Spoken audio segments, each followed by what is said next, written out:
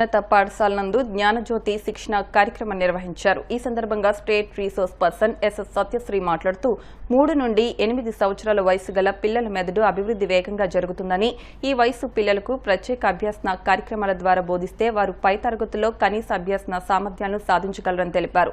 పిల్లలు ఎలా నేర్చుకుంటారు, అసెస్మెంట్ విధానాలు, అభివృద్ధి డొమైన్స్ గురించి అంగన్వాడీ టీచర్లకు శిక్షణ ఇస్తున్నామని తెలిపారు.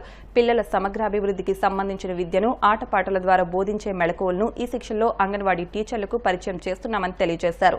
ఈ కార్యక్రమంలో DRP D Rajesh, G Teja, E Sundarrao, P Balakumari, P Mary పాల్గొన్నారు. 20 డేస్ జ్ఞానజ్యోతి ప్రోగ్రాము ఇది మన ఉండి మండల్ లెవెల్లో జడ్పిహెచ్ఎస్ ఉండి హై స్కూల్లో జరుగుతోంది.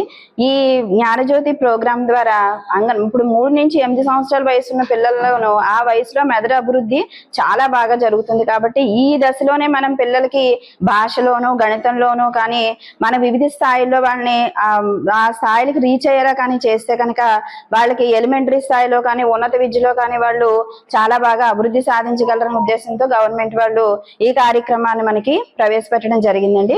దీంట్లో వీళ్ళు పిల్లలు ఎలా నేర్చుకుంటారు, పరిసరాల ద్వారా నేర్చుకుంటారు, అనుకరణ ద్వారా నేర్చుకుంటారు, ఈ విషయాల్ని మళ్ళీ వాళ్ళని పిల్లల్ని అసెస్మెంట్ చేయడం. ఇప్పటి వరకు ఈ అసెస్మెంట్ విధానం దాంట్లో లేదు. ఇప్పుడు ఈ అసెస్మెంట్ విధానం కూడా దాంట్లో చేర్చడం జరిగిందండి.